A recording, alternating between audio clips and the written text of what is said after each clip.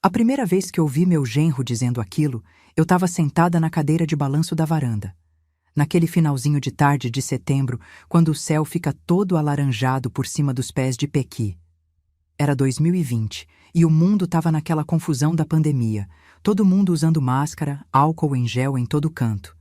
Ninguém sabia direito o que ia acontecer, mas eu sabia uma coisa: não era peso nenhum, nunca fui. Nas minhas mãos calejadas, segurava a escritura do apartamento, papel amarelado que guardei por mais de 30 anos. Meus dedos trêmulos passavam por cada letra, cada número, como se quisessem gravar tudo de novo na memória. Dona Conceição já não consegue nem fazer um café direito. Tá ficando gagá. A voz dele vinha da cozinha, sussurrada, mas não o suficiente. A gente vai ter que arranjar um jeito, Márcia. Um asilo bom, sabe? Desses que tem enfermeira. Senti um aperto no peito que quase me tirou o ar. Minhas pernas, já meio fracas por conta dos meus 78 anos, tremeram como vara verde. A escritura quase escorregou para o chão. Foi naquela hora que decidi. Não ia ser tratada assim depois de tudo que fiz. Não por um sujeito que entrou na família faz só 8 anos e já se achava dono de tudo. Do meu suor, da minha luta. A Márcia, minha filha, não respondeu nada. O silêncio dela doeu mais que a fala dele. Na noite seguinte, quando o telefone tocou, eu estava no meu quarto fazendo de conta que assistia a novela. Era do cartório. Pedi a Deus que tudo tivesse dado certo. Quando vi o Ronaldo, meu genro, atendendo com aquele jeito importante dele, soube que meu plano tinha funcionado. O rosto dele foi mudando. Primeiro surpresa, depois raiva, depois um tipo de desespero que nunca tinha visto naquele homem tão cheio de si. "Como assim não está mais no meu nome?" Ele gritou no telefone. "Que história é essa?" Foi aí que eu levantei, firme como não me sentia há muito tempo, e entrei na sala.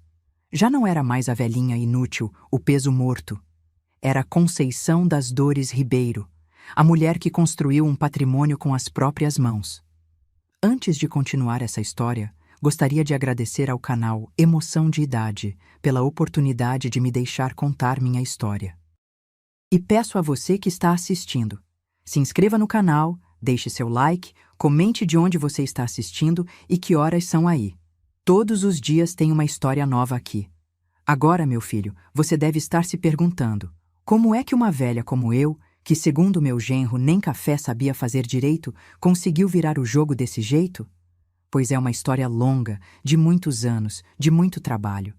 E tem a ver com um segredo que guardei por décadas, que nem minha própria filha sabia. Um segredo guardado numa caixinha de madeira de aroeira, entalhada pelo meu pai, que ficava escondida no fundo do meu guarda-roupa. Mas para você entender como cheguei até ali, preciso contar do começo. Nasci em Pirenópolis, interior de Goiás, numa casinha de adobe no pé da serra. Era 1942, e o mundo estava em guerra, mas na nossa roça, a única guerra era contra a seca e a pobreza. Meu pai, Sebastião, trabalhava na pedreira, quebrando pedra o dia inteiro para calçar as ruas da cidade. Minha mãe, Divina, lavava roupa no rio e fazia doces que vendia na porta da igreja aos domingos. A casa onde cresci tinha chão de terra batida e lamparina de querosene. O cheiro de terra molhada quando chovia é uma coisa que nunca esqueci. A gente não tinha muito, mas tinha o suficiente. Comida na mesa, mesmo que fosse só arroz com pequi e um ovo frito nos dias de sorte. E tinha muito amor. Disso eu tenho certeza. Desde pequena, aprendi a trabalhar. Com 7 anos, já ajudava minha mãe a lavar roupa no córrego, minhas mãos pequeninas esfregando os lençóis nas pedras lisas. Com 10, já sabia fazer um doce de leite, que era elogiado até pelo padre. "Menina Conceição tem mão boa pro doce", dizia ele depois da missa. Na escola, fui só até o 4º ano. Não porque não gostasse de estudar, como eu gostava, mas porque precisava ajudar em casa. Meu pai dizia que menina não precisa de muito estudo, precisa é saber cuidar de casa e fazer comida. Eu engolia o choro e obedecia, mas no fundo tinha um sonho guardado: ser professora. Aos 16 anos conheci o Geraldo, meu finado marido. Ele tinha vindo de Goiânia para trabalhar na construção da nova igreja. Alto, moreno, com um sorriso que mostrava todos os dentes. Quando ele me viu vendendo doces na praça, veio direto, comprou todos os meus pés de moleque e disse: "Se o doce for tão bonito quanto a doceira, então encontrei o melhor doce de Goiás." Me casei com 18 anos, numa cerimônia simples na igreja matriz. Meu vestido era emprestado de uma prima, ajustado pela minha mãe na máquina de costura antiga. Lembro do cheiro de flor de laranjeira que enfeitava o altar, do olhar orgulhoso do meu pai me levando até o altar, das lágrimas nos olhos da minha mãe. O Geraldo era pedreiro, bom no que fazia. Tinha mãos fortes e calejadas como as do meu pai. Logo depois do casamento, nos mudamos para Anápolis, onde tinha mais trabalho. Alugamos um quartinho nos fundos da casa de uma senhora viúva, Dona Eulália, que acabou virando uma segunda mãe para mim. Foi com ela que aprendi o ofício que mudaria minha vida: costura. Dona Eulália era costureira de mão cheia, fazia vestidos para as mulheres mais ricas da cidade. Me ensinou tudo: corte, acabamento, bordado.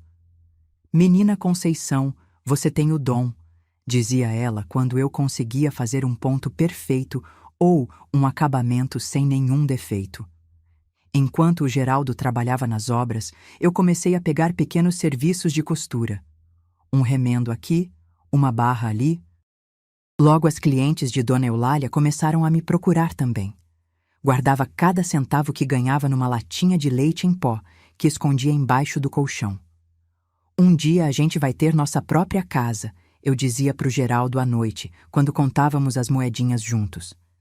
Em 1964, quando o Brasil passou por aquela reviravolta política, a Márcia nasceu. Uma menina linda, com os olhos do pai e a teimosia da mãe. A vida ficou mais apertada com uma boca a mais para alimentar, mas também ficou mais doce. O Geraldo trabalhava em dobro, pegando qualquer bico que aparecesse. Eu costurava até de madrugada, com a Márcia dormindo num bercinho improvisado ao meu lado. 2 anos depois veio o João, meu menino. Nasceu prematuro, um bebezinho miúdo que cabia na palma da mão do pai. Os médicos disseram que era difícil ele sobreviver, mas lutamos com unhas e dentes. Passei noites em claro, amamentando de 2 em 2 horas, rezando para cada grama que ele ganhava, e ele vingou, graças a Deus. Com 2 filhos pequenos, a casa alugada ficou apertada. O dinheiro, então, nem se fala. Foi quando tive uma ideia. Comecei a fazer uniformes escolares. Percebi que muitas mães reclamavam do preço e da qualidade dos uniformes vendidos nas lojas. Convenci o Geraldo a investir nossas economias em tecido, linha e uma máquina de costura melhor. Transformamos nossa pequena sala em uma oficina improvisada. Eu cortava e costurava, o Geraldo, nos fins de semana, me ajudava a embalar e entregar. As crianças cresciam no meio dos retalhos e carretéis de linha. A Márcia, desde pequena, já mostrava jeito para coisa, enfiando linha na agulha para mim quando minhas vistas já estavam cansadas. O negócio cresceu. Logo estávamos fornecendo uniformes para 3 escolas da cidade. Contratei 2 ajudantes, mulheres da vizinhança que precisavam de trabalho tanto quanto eu precisava de mãos. A casa alugada virou pequena para tanta atividade. Em 1965, depois de anos juntando dinheiro, conseguimos comprar um terreno na periferia de Goiânia. Mudamos para a capital buscando expandir o negócio. O Geraldo, que já tinha virado mestre de obras, construiu nossa primeira casa aos poucos, tijolo por tijolo. Nos fins de semana, a família toda ajudava. As crianças carregavam tijolos pequenos, eu preparava a massa. A sensação de ver as paredes subindo, sabendo que eram nossas, não tem preço. A vida foi melhorando aos poucos. Eu e o Geraldo trabalhávamos de sol a sol. Os uniformes viraram uma pequena confecção com 10 funcionárias. Compramos máquinas industriais, abrimos uma lojinha no centro. Os filhos estudavam em escola particular.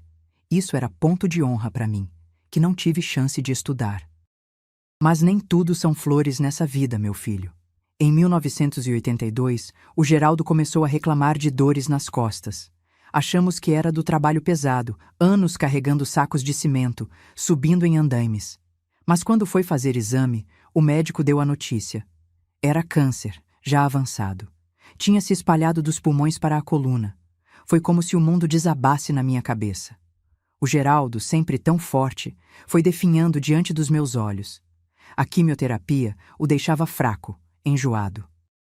Eu dividia meu tempo entre a confecção, os filhos adolescentes e o hospital.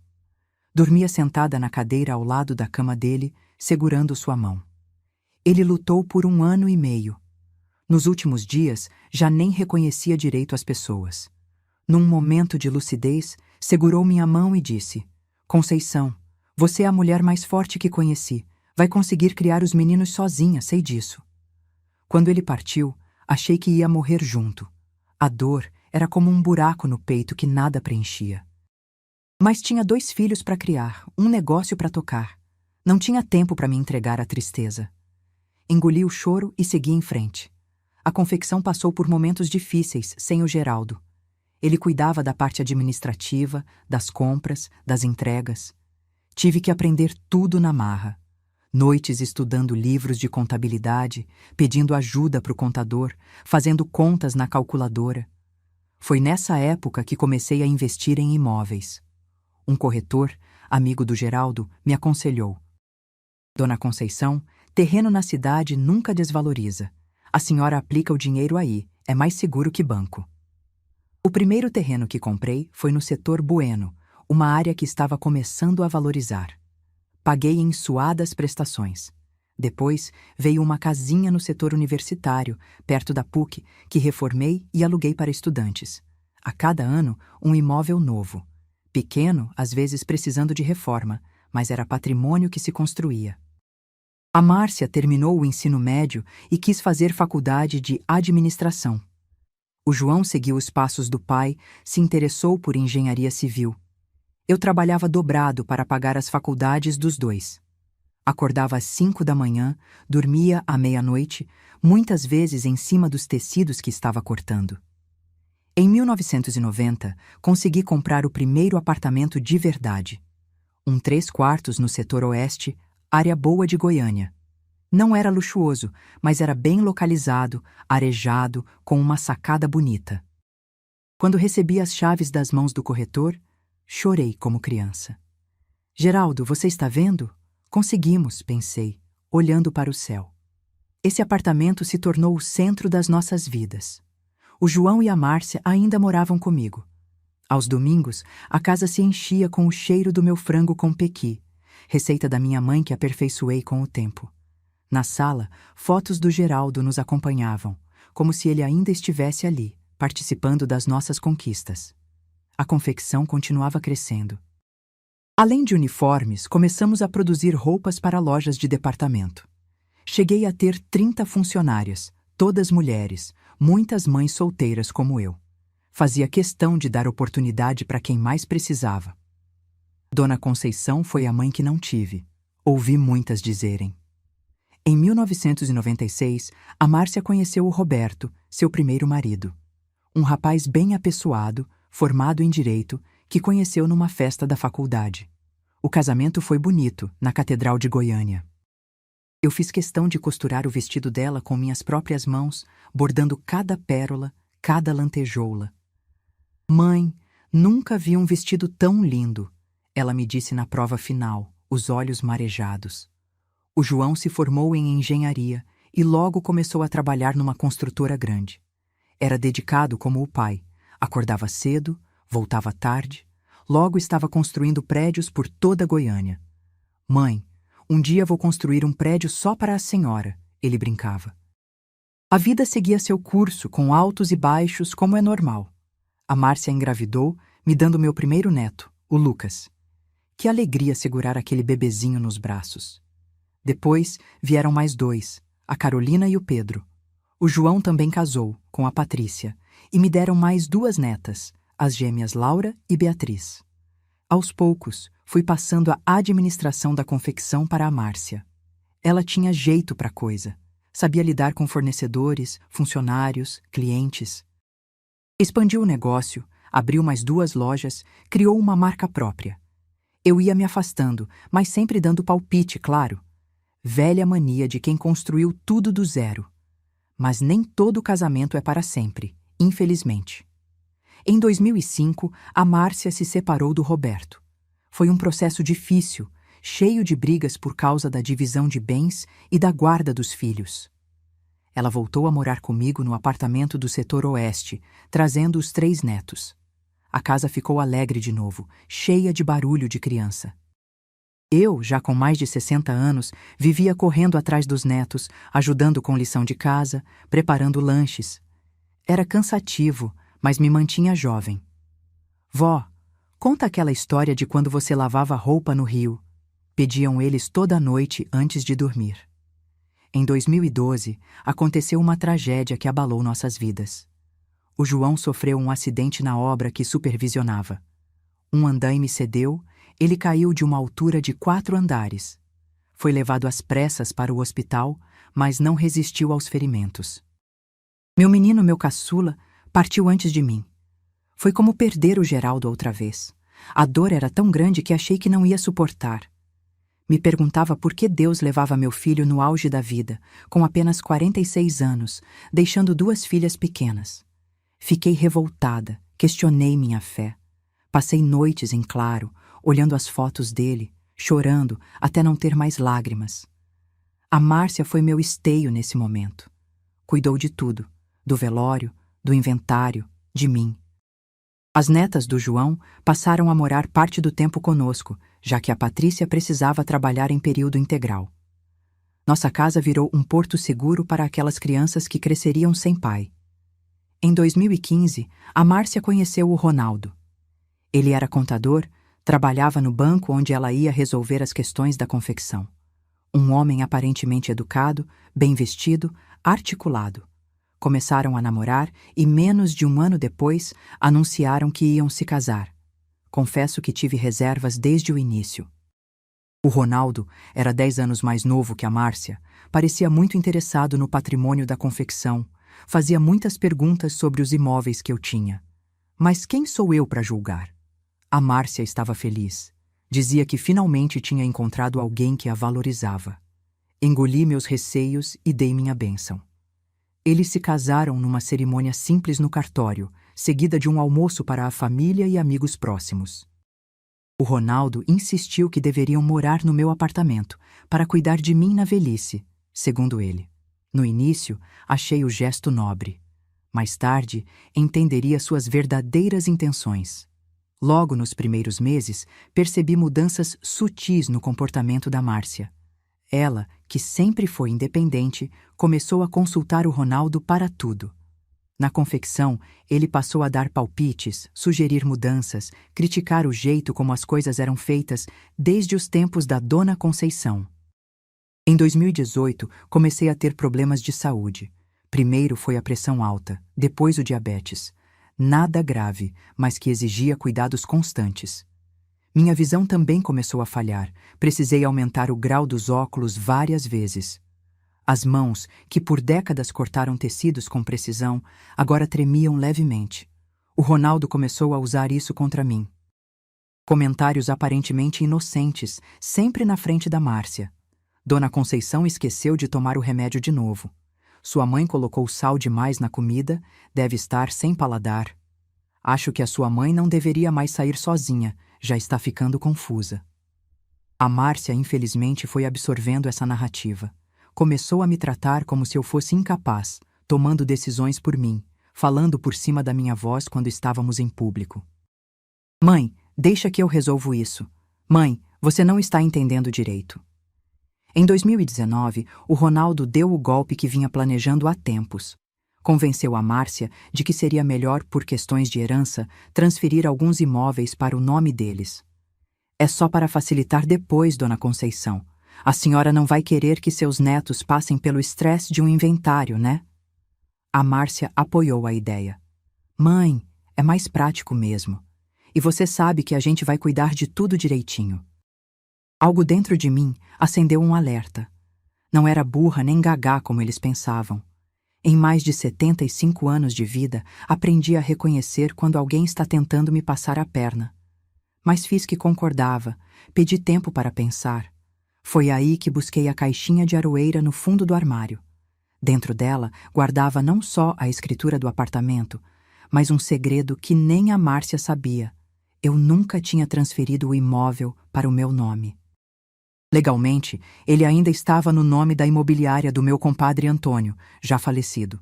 Tínhamos um acordo de gaveta, comum naquela época. Quando ele morreu, o filho dele, Joaquim, manteve o acordo. Liguei para o Joaquim, expliquei a situação. Ele, que me conhecia desde menino, ficou indignado. Dona Conceição, pode deixar. Vamos resolver isso sem que ninguém saiba. Por semanas, trabalhamos nos bastidores. Advogado, cartório, documentos antigos. Fizemos tudo dentro da lei, mas com discrição. Finalmente, a escritura foi regularizada, mas não no meu nome, e muito menos no nome do Ronaldo. Coloquei no nome do Lucas, meu neto mais velho, com usufruto vitalício para mim. Legalmente eu poderia morar ali até o fim dos meus dias, e depois o apartamento seria dele. E assim, chegamos àquela noite de setembro de 2020, quando ouvi meu genro planejando me mandar para um asilo. Quando o telefone do cartório tocou, confirmando que o imóvel não estava mais disponível para transferência, pois já tinha dono. O rosto do Ronaldo se contorceu de raiva quando me viu entrando na sala naquele momento. "A senhora sabia disso?" ele perguntou, a voz trêmula. "Sabia de quê, meu filho?" Respondi com a inocência de quem não quebra um prato. "Que o apartamento não está no seu nome?" "Claro que sabia. Nunca esteve. Está no nome do meu neto Lucas desde a semana passada." A Márcia entrou na sala, assustada com os gritos. "O que está acontecendo?" "Sua mãe!" Ele apontou o dedo na minha cara, tremendo de raiva. "Sua mãe passou o apartamento para o nome do seu filho." A Márcia me olhou confusa. "Mãe, é verdade isso?" Sentei-me calmamente na poltrona, aquela mesma que o Geraldo tinha comprado quando nos mudamos para o apartamento. "É verdade, minha filha. E antes que você pergunte por quê, vou te contar o que ouvi seu marido dizer ontem à noite, enquanto vocês achavam que eu estava surda demais para escutar." Quando terminei de contar o que tinha ouvido, o silêncio tomou conta da sala.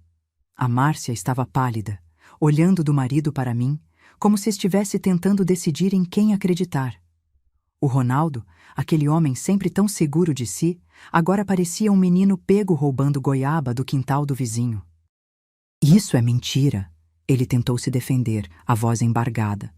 "Dona Conceição está inventando coisas. A senhora sabe como os idosos ficam, Márcia, confundem as coisas, interpretam errado."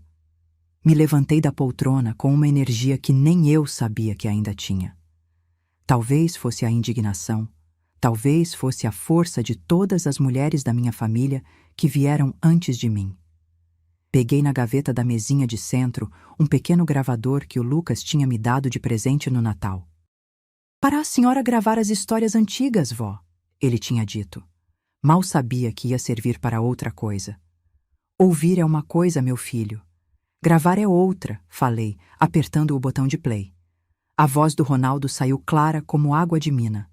"Dona Conceição já não consegue nem fazer um café direito. Tá ficando gagá. A gente vai ter que arranjar um jeito, Márcia. Um asilo bom, sabe? Desses que tem a enfermeira. E depois, a parte que mais doeu. Já estou vendo alguns lugares. Tem um em Caldas Novas que é perfeito, longe o suficiente para a gente não ter que visitar todo fim de semana." Desliguei o gravador e olhei para a minha filha. Os olhos dela estavam cheios de lágrimas, a mão cobrindo a boca. Se olhar matasse, o Ronaldo teria caído ali mesmo, fulminado pelo dela. "Como você pôde?" ela finalmente conseguiu dizer, virando-se para o marido. "Estamos falando da minha mãe. Da mulher que criou uma empresa do zero, que educou 2 filhos sozinha depois que papai morreu, que ajudou a criar nossos filhos." O Ronaldo tentou pegar na mão dela, mas ela recuou como se tivesse sido picada por uma cobra. "Márcia, você não está entendendo. Sua mãe está manipulando a situação." "Eu ouvi sua voz, Ronaldo. Era você falando em mandar minha mãe para um asilo em Caldas Novas." Ela respirou fundo, tentando se controlar. "E agora entendo por que você insistiu tanto em transferir os imóveis. Não era para facilitar nada. era para se apropriar do que minha mãe construiu. Naquela hora, vi minha filha como não via há muito tempo. Vi a menina determinada que aprendeu a costurar comigo, a jovem que me ajudou a superar a morte do Geraldo, a mulher que administrava a confecção com mãos firmes. Por alguns anos, o Ronaldo tinha conseguido apagar aquela chama, fazê-la duvidar de si mesma e de mim. Mas agora a chama estava de volta, ardendo forte. Você vai sair desta casa hoje, ela disse com uma calma que dava medo. Amanhã pode mandar seu advogado conversar com o meu. O Ronaldo ainda tentou argumentar, mas a Márcia estava irredutível. Enquanto ele juntava algumas roupas, resmungando e batendo portas, ela veio até mim e me abraçou forte, como não fazia há anos. Me perdoa, mãe, ela soluçou no meu ombro. Eu devia ter visto, devia ter percebido. Acariciei os cabelos dela, agora com alguns fios brancos que ela pintava religiosamente todo mês. Tá tudo bem, minha filha. O amor às vezes cega a gente. O importante é que agora você está vendo claro. Quando o Ronaldo saiu, batendo a porta com força, nos sentamos na cozinha. Fiz um café, daqueles bem fortes que ela sempre gostou, e começamos a conversar de verdade, como não fazíamos há anos. Por que você não me contou que ele te tratava assim? Ela perguntou, as mãos segurando a xícara como se precisasse de algo para se ancorar. Você acha que era fácil? Ele sempre fazia isso quando você não estava por perto, e quando eu tentava falar alguma coisa, ele virava o jogo, fazia parecer que eu estava confusa, que tinha entendido errado. Tomei um gole de café. Além disso, você parecia tão feliz. Eu não queria ser a velha amarga, estragando seu casamento. Feliz? Ela deu uma risada triste. Eu estava vivendo numa ilusão, mãe. O Ronaldo controlava tudo, o dinheiro, as decisões da casa, até as roupas que eu usava. Aos poucos ele foi me isolando das minhas amigas, criticando meu trabalho na confecção. Ela enxugou uma lágrima. Mas eu tinha tanto medo de fracassar em outro casamento que fui aceitando tudo. Aquilo partiu meu coração. A minha Márcia, sempre tão forte e independente, tinha sido manipulada daquele jeito. Mais uma vez percebi como nós, mulheres, somos vulneráveis quando o amor entra na equação. E agora, o que você vai fazer? Perguntei, segurando sua mão por cima da mesa. Vou me divorciar, claro.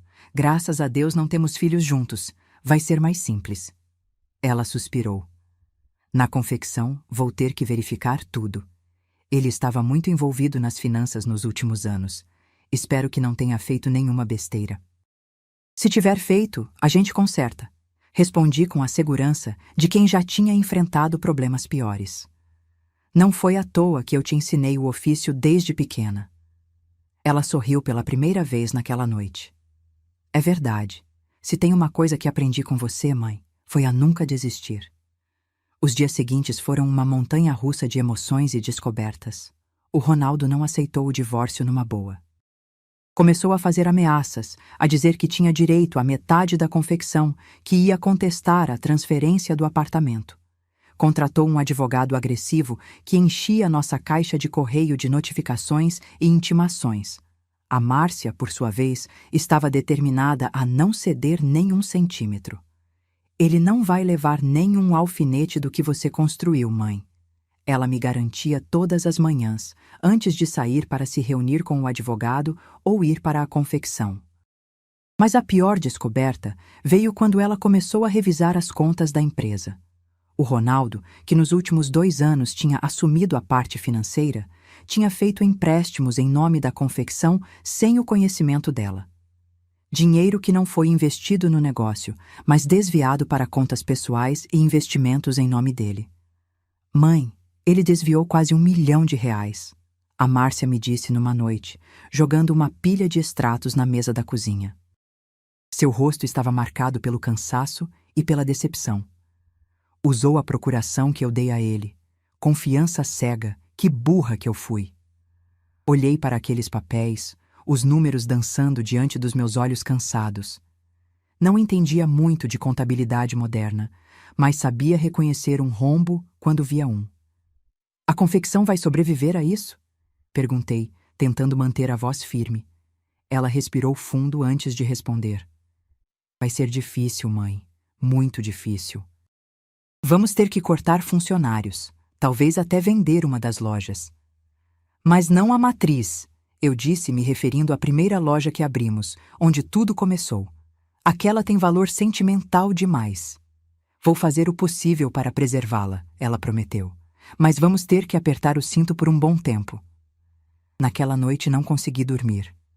Fiquei revirando na cama, pensando em todas as mulheres que dependiam daquela confecção para sustentar suas famílias.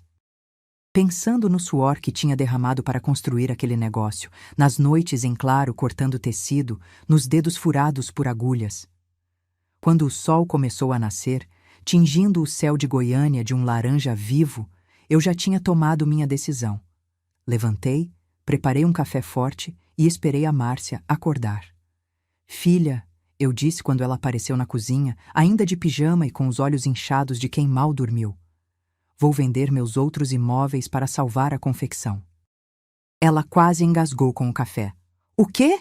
Não, mãe, de jeito nenhum. É sua aposentadoria, sua segurança. É meu legado, Márcia. O apartamento já está garantido para o Lucas e para mim enquanto eu viver. Os outros imóveis eu juntei ao longo da vida. Não vou levar para o caixão. Segurei as mãos dela com firmeza. A confecção é parte de mim, da nossa história. Não vou deixar um aproveitador como o Ronaldo destruir isso. Ela começou a chorar, me abraçando forte. Você já fez tantos sacrifícios, mãe. Não é justo que tenha que fazer mais um. A vida raramente é justa, minha filha, mas quando a gente pode fazer algo para equilibrar a balança, a gente faz. Nos dias que seguiram, comecei a colocar em prática meu plano. A casinha no setor universitário, o terreno no Bueno, um pequeno apartamento no centro que alugava para comércio. Um por um, foram vendidos por preços justos, não os melhores que poderiam alcançar, mas o suficiente para injetar dinheiro na confecção e pagar as dívidas que o Ronaldo tinha criado. A Márcia trabalhou incansavelmente para reorganizar a empresa. Renegociou com fornecedores, criou novas linhas de produtos, cortou gastos desnecessários. Conseguimos manter a maior parte dos funcionários, especialmente as mulheres mais antigas, que eram como família. O processo de divórcio se arrastava. O Ronaldo usava todas as táticas possíveis para atrasar, para pressionar, para tentar conseguir mais do que merecia. Mas a Márcia estava determinada. Tinha recuperado sua força, sua independência. Ele não vai me vencer pelo cansaço, ela dizia sempre que voltava de uma audiência desgastante. Em meio a toda essa turbulência, uma luz surgiu.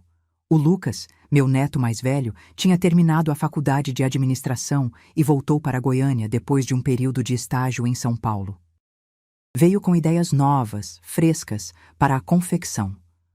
Vó, a gente precisa entrar no mundo digital, ele me explicou um dia, mostrando um tal de Instagram no celular dele.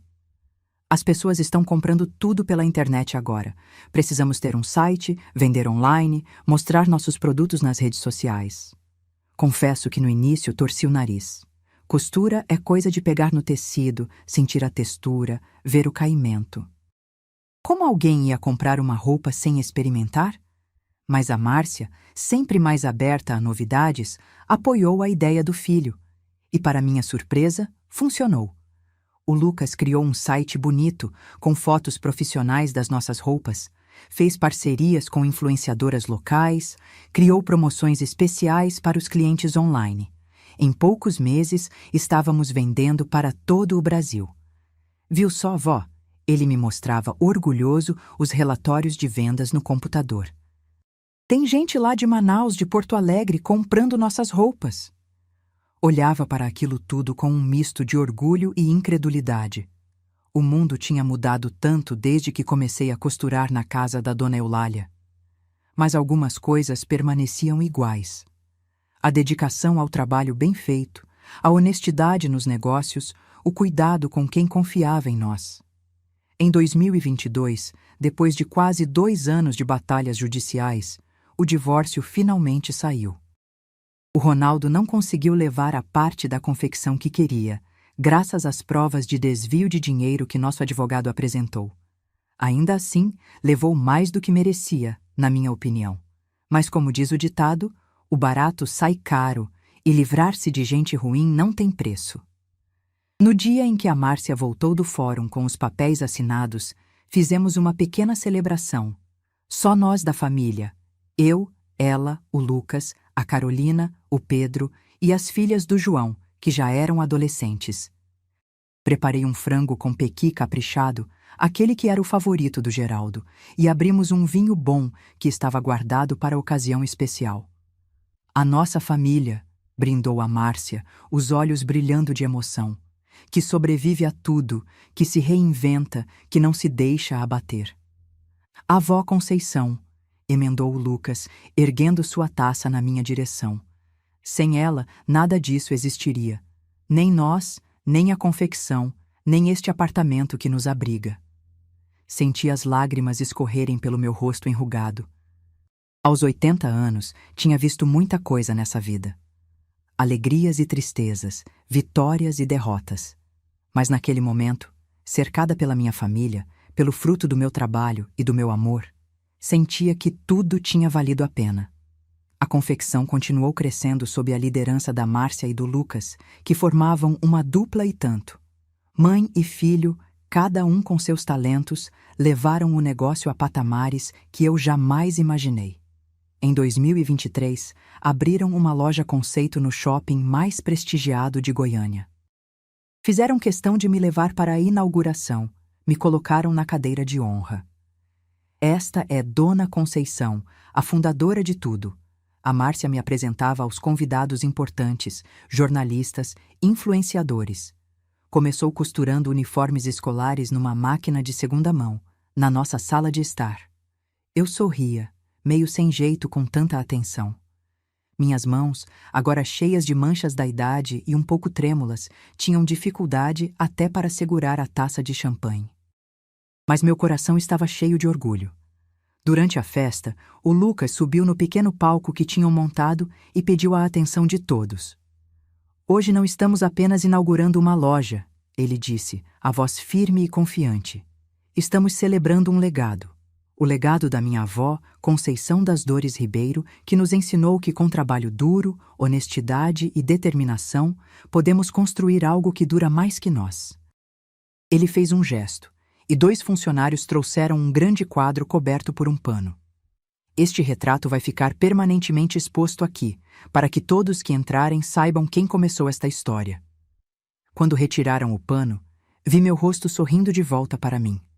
Era um retrato lindo, pintado a óleo, baseado numa foto antiga onde eu aparecia sentada à máquina de costura, concentrada no trabalho. Abaixo, uma placa dourada com os dizeres: Conceição das Dores Ribeiro, fundadora, o bom tecido não esconde o fio torto. Era um ditado que eu sempre repetia nas oficinas de costura. Não consegui conter as lágrimas. Nunca, em todos os meus anos de trabalho, tinha imaginado uma homenagem assim. Quando comecei, era apenas uma mulher tentando sobreviver e criar seus filhos. Não pensava em deixar um legado, em criar um império. Só queria colocar comida na mesa, dar um teto para minha família. Depois da inauguração da loja, comecei a reduzir ainda mais minha participação nos negócios. A idade pesava, os problemas de saúde se acumulavam. O diabetes estava mais difícil de controlar, a pressão subia com frequência. Passei a me dedicar mais a pequenos prazeres, cultivar minhas plantas na varanda do apartamento, fazer crochê nas tardes quentes, contar histórias para os bisnetos que começavam a chegar. É engraçado como a vida dá voltas. Na minha juventude sonhei em ser professora, mas tive que deixar a escola cedo para trabalhar. Agora, na velhice, me tornei uma espécie de professora para meus netos e bisnetos, transmitindo conhecimentos que não se aprendem nos livros. Como identificar uma pessoa de caráter, como superar perdas, como recomeçar quando tudo parece perdido. Em 2024, ganhei meu primeiro bisneto, filho da Carolina. Um menino lindo e saudável que recebeu o nome de Geraldo, em homenagem ao meu marido. Quando o segurei pela primeira vez, tão pequeno e perfeito, pensei no ciclo da vida, nas gerações que se sucedem como os pontos numa costura bem feita. Olha só, Geraldinho. Sussurrei para ele enquanto dormia nos meus braços. Sua bisavó começou do nada, com 2 mãos calejadas e muita vontade. Construiu uma vida, uma família, um negócio. Você já está começando com tudo isso. Aproveite, valorize e um dia construa algo seu também. Antes de continuar essa história, quero fazer uma pausa para agradecer ao canal Emoção de Idade que me deu essa chance de compartilhar minha história com vocês. Se você está gostando, por favor, deixa seu like, se inscreve no canal e comenta de onde está assistindo. Esse apoio é muito importante para que mais histórias como a minha possam ser contadas. E aqui estou eu, em outubro de 2025, com 83 anos nas costas, sentada na mesma varanda onde ouvi meu genro planejando me mandar para um asilo há 5 anos. Olho para a cidade que se estende lá embaixo, os prédios, as luzes, o movimento. Goiânia cresceu tanto desde que cheguei aqui, menina ainda, cheia de sonhos e medos. A vida não foi fácil, mas foi boa. Perdi meu marido cedo, perdi meu filho, enfrentei traições e dificuldades. Mas também tive alegrias enormes. Vi minha família crescer, meu negócio prosperar, ganhei netos e bisnetos. O apartamento continua no nome do Lucas, como planejei. Ele insiste que é meu, que posso fazer o que quiser com ele enquanto viver. É seu por direito, vó, ele sempre diz. Mas eu sei que está em boas mãos, que será preservado como parte da nossa história familiar. A Márcia encontrou um novo amor no ano passado. Um senhor viúvo, professor universitário aposentado, que conheceu num curso de pintura que começou a frequentar depois do divórcio. Ele é gentil, respeitoso e, o mais importante, valoriza a independência dela. Estão namorando sem pressa, curtindo a companhia um do outro, viajando juntos. Ela está feliz como não havia há muito tempo. O Ronaldo? Soube por conhecidos que não se deu bem depois que saiu das nossas vidas. Tentou abrir seu próprio negócio com o dinheiro que levou do divórcio, mas fracassou. Pelo que me contaram, anda por aí tentando dar golpes em outras mulheres de meia idade, usando o mesmo charme e as mesmas promessas vazias. Mas agora é problema dos outros. Nós aprendemos nossa lição da maneira mais dura. A confecção, agora chamada Ribeiro Confecções, em homenagem ao sobrenome da família, vai de vento em popa. Tem lojas em 3 estados, vendas online para todo o país e recentemente começou a exportar para países vizinhos. Quem diria que aqueles uniformes escolares que eu costurava na sala de casa chegariam tão longe? Às vezes, quando estou sozinha, pego a caixinha de aroeira que meu pai entalhada e fico olhando para a escritura do apartamento. Não é mais um documento legal importante, já que tudo foi regularizado, mas tem valor sentimental. Representa não apenas um imóvel, mas uma vida de trabalho, de luta, de determinação. Representa também o momento em que recuperei minha dignidade, em que mostrei que não era o peso morto que meu genro pensava. A vida me ensinou que o verdadeiro valor das coisas não está no papel, nos documentos, nos títulos de propriedade. Está nas memórias, nas relações, no trabalho bem feito, no exemplo que deixamos.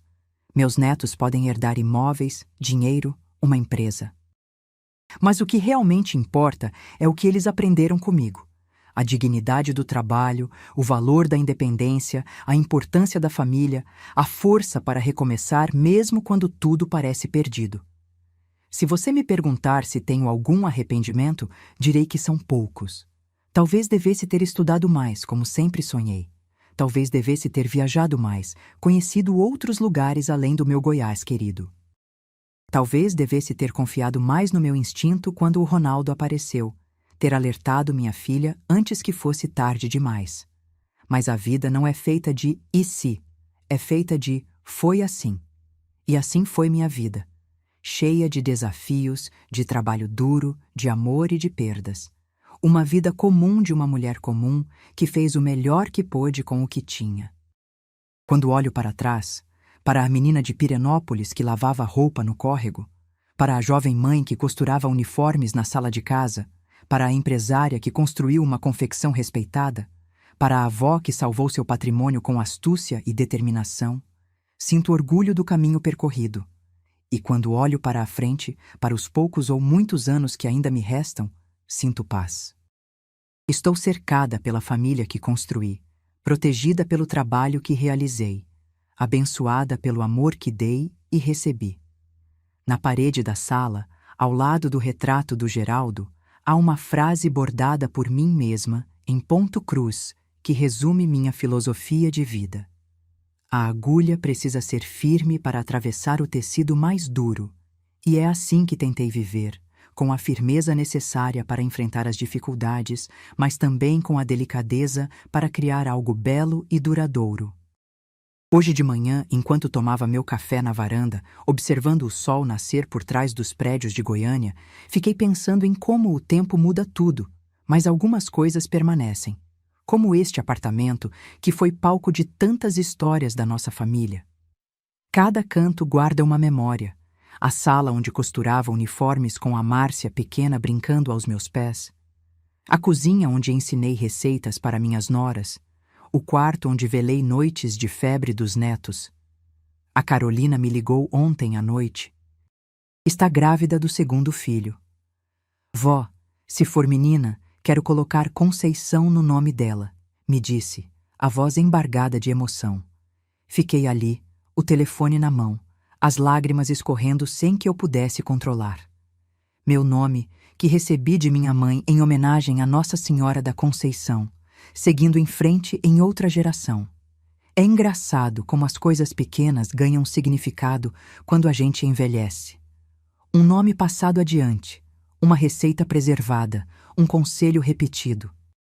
São esses fios invisíveis que tecem a trama de uma família, que conectam o passado ao futuro.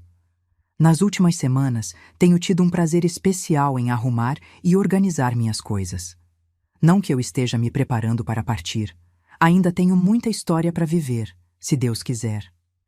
Mas sinto uma necessidade de colocar tudo em ordem, de garantir que cada objeto especial encontre seu destino certo. Para o Lucas, vou deixar a caixinha de aroeira entalhada pelo meu pai. Além do valor sentimental, ela guarda a história de como salvamos o apartamento das garras do Ronaldo. É um lembrete do valor da astúcia e da precaução.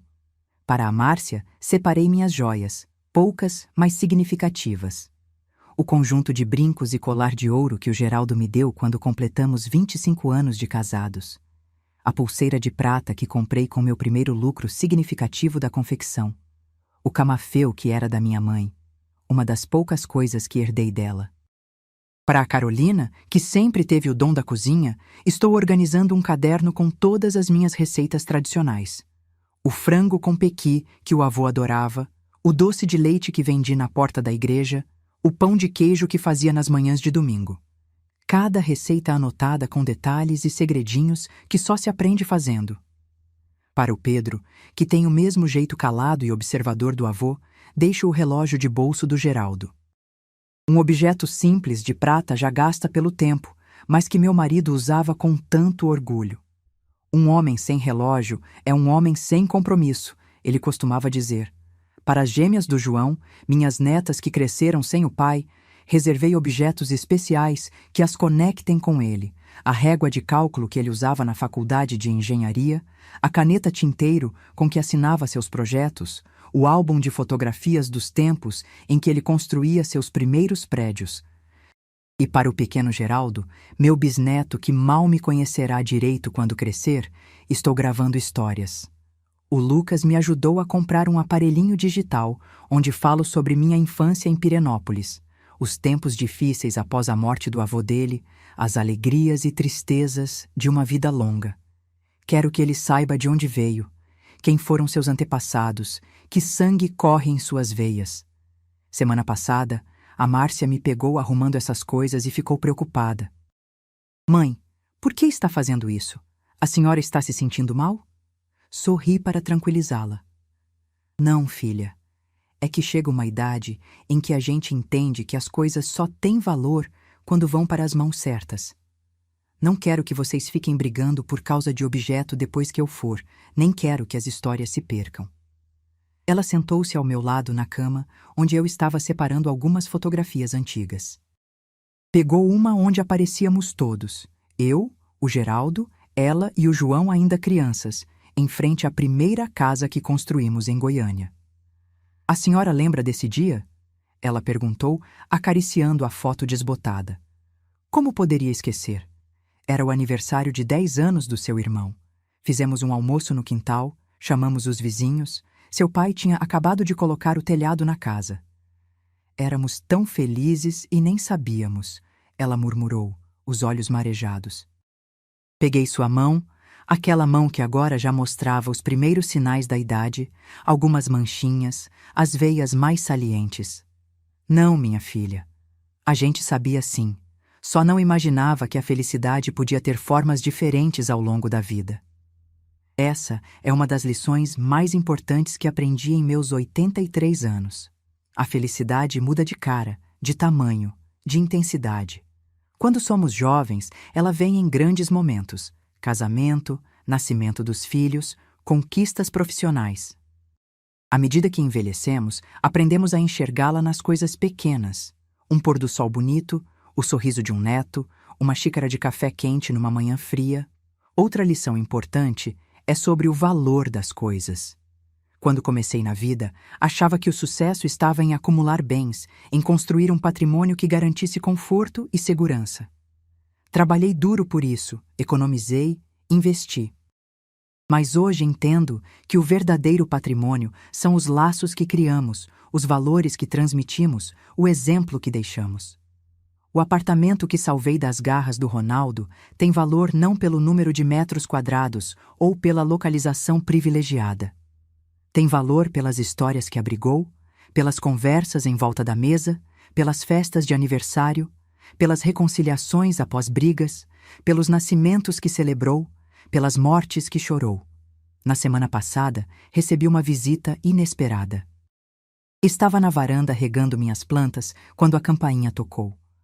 A Márcia tinha saído para fazer compras, então eu mesma fui atender, apoiando-me na bengala que agora uso para me dar mais segurança.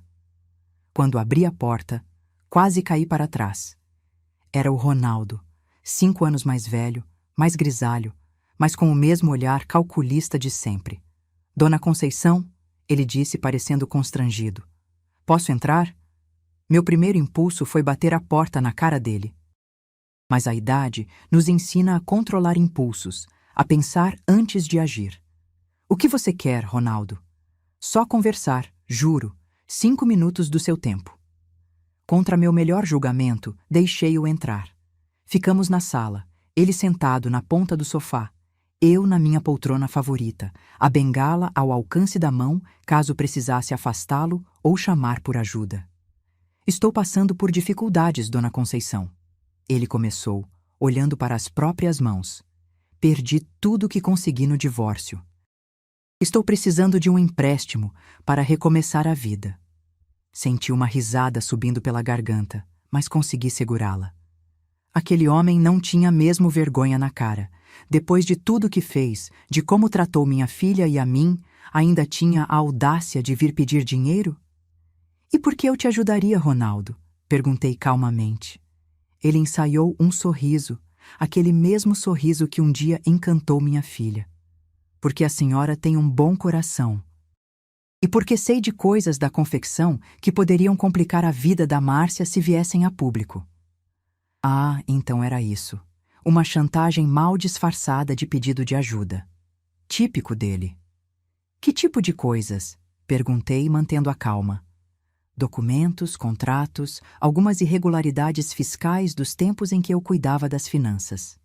Ele deu de ombros.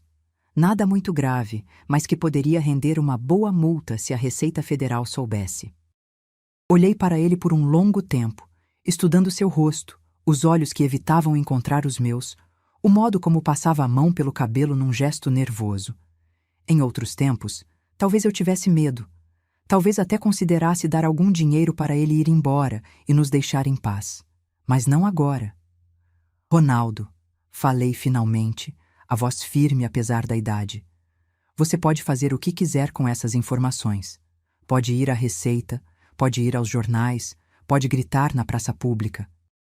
Não tenho mais medo de você. Ele pareceu surpreso com minha reação. A senhora não entendeu a gravidade. Entendi perfeitamente. Mas o que você não entende é que eu passei por coisas muito piores na vida do que uma autuação fiscal. Enterrei marido, enterrei filho, passei fome, superei dificuldades que você nem imagina. Me inclinei para a frente na poltrona. E mais importante, não negocio com gente do seu tipo. Nesse momento, a porta da frente abriu. Era a Márcia voltando das compras. Quando ela viu o Ronaldo sentado na nossa sala, deixou as sacolas caírem no chão. "O que ele está fazendo aqui?" ela perguntou, a voz trêmula de raiva.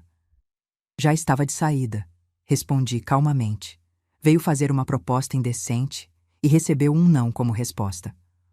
O Ronaldo se levantou, constrangido, tentando passar pela Márcia em direção à porta. Ela bloqueou o caminho. "Que proposta?" ela exigiu saber, os olhos faiscando. "Ele disse que tem documentos comprometedores da confecção, do tempo em que administrava as finanças. Ameaçou denunciar para a Receita se não dessemos dinheiro a ele." A Márcia soltou uma risada que surpreendeu tanto a mim quanto ao ex-marido. "Você está anos atrasado, Ronaldo. Quando você saiu, contratamos uma auditoria completa. Encontramos todas as irregularidades que você criou e fizemos um refis com a Receita. Está tudo pago, regularizado e documentado." O rosto dele empalideceu visivelmente. "Não é possível." "Ah, é sim. E mais, entregamos todas as provas dos seus desvios para o Ministério Público. Se não te processaram ainda, é porque tem coisas mais importantes na fila." Ela abriu a porta. "Agora saia da minha casa e da nossa vida. Se voltar, chamo a polícia e peço uma medida protetiva." Quando ele saiu, batendo a porta com força, caímos numa gargalhada. Não era uma situação engraçada, mas a tensão precisava de escape. Além disso, ver o Ronaldo derrotado, sem suas armas de manipulação, tinha algo de libertador. "Você realmente regularizou tudo com a Receita?" perguntei depois que nos acalmamos. "Claro, mãe. Foi a primeira coisa que fizemos quando ele saiu. Não ia deixar uma bomba dessas nas nossas mãos." Ela guardou as compras na geladeira enquanto falava. "E você? O que ele queria exatamente?" "Dinheiro, o que mais seria?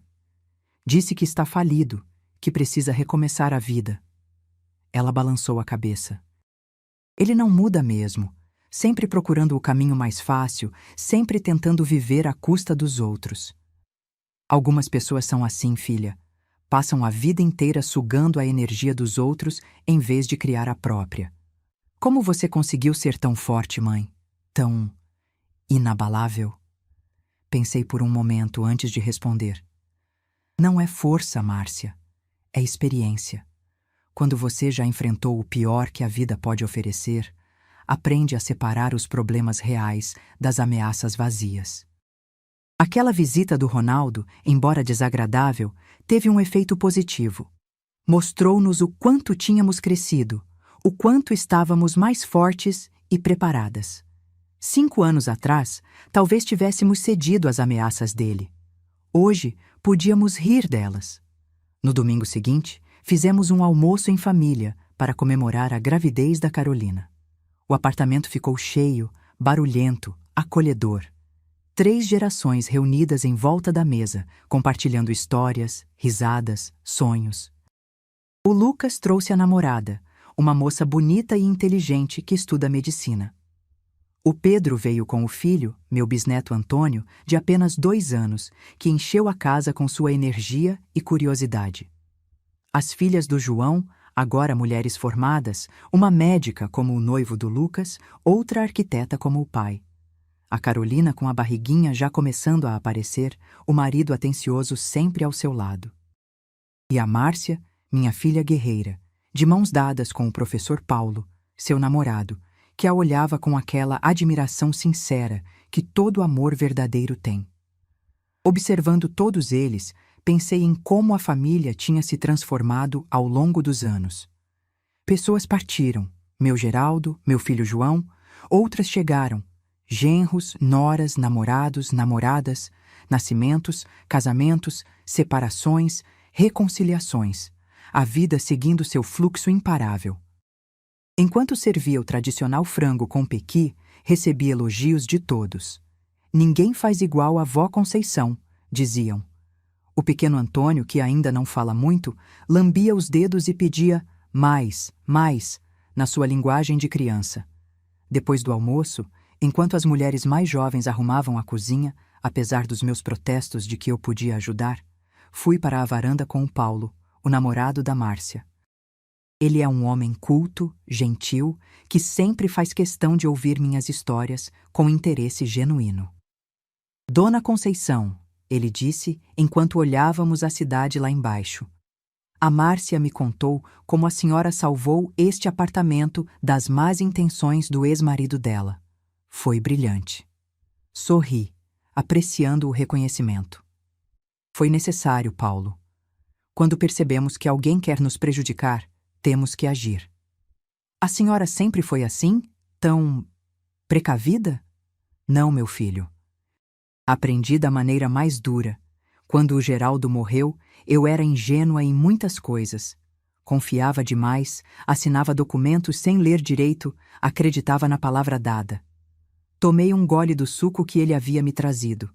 Levei alguns golpes, perdi dinheiro, quase perdi a confecção uma vez. Cada erro me ensinou uma lição. E qual foi a lição mais importante? Pensei por um momento. Que ser boa não significa ser boba. Que podemos ter o coração aberto, mas os olhos bem atentos. Que confiar é bom, mas verificar é melhor ainda. Ele assentiu, pensativo. Sabe, tenho aprendido muito com a Márcia. Ela é uma mulher extraordinária. É sim, tem muito de mim, mas também tem qualidades próprias. A determinação dela, a capacidade de se reerguer depois de quedas, isso é admirável. Ela me contou que está pensando em expandir a confecção para o Nordeste, abrir uma filial em Recife. É mesmo? Isso era novidade para mim. Ela não me falou nada. Acho que queria fazer uma pesquisa de mercado primeiro, antes de comentar. Mas me pediu ajuda com alguns contatos que tenho por lá, da época em que dei aulas na Federal de Pernambuco. Sorri, orgulhosa. Minha filha, sempre em movimento, sempre buscando crescer. A confecção que começou na nossa sala de estar agora, pensando em conquistar outros estados. Paulo, disse depois de um momento, posso lhe pedir uma coisa? Claro, dona Conceição, o que quiser. Cuide bem da minha filha. Não como se ela fosse frágil ou incapaz, porque não é, mas como alguém que já sofreu muito e merece ser feliz. Ele pegou minha mão enrugada entre as suas. Prometo, dona Conceição. Na verdade, muitas vezes é ela quem cuida de mim. Naquele momento, a Márcia apareceu na varanda. Vocês dois aí cochichando, estou ficando com ciúmes. Rimos os três, e eu pensei em como a vida pode ser generosa às vezes, trazendo pessoas boas para nosso caminho depois de temporadas difíceis. Quando todos foram embora, fiquei na varanda até tarde, embalada pelo vento suave que soprava, trazendo o cheiro de chuva distante. Pensei em tudo que vivi, nas escolhas que fiz, nos caminhos que segui. Se pudesse voltar no tempo e aconselhar a jovem Conceição que chegou a Goiânia com 2 filhos pequenos e um marido doente, o que diria? Provavelmente que confiasse em seu instinto, que não tivesse medo de arriscar, que guardasse mais momentos na memória e menos coisas no armário. Diria também que a vida é mais longa do que imaginamos na juventude, que há tempo para muitos recomeços, muitas reinvenções. Que os erros não são o fim do mundo, mas oportunidades de aprendizado. Que as perdas, por mais dolorosas que sejam, não definem quem somos, mas como reagimos a elas sim. E talvez, mais importante de tudo, diria que vale a pena lutar pelo que é seu por direito.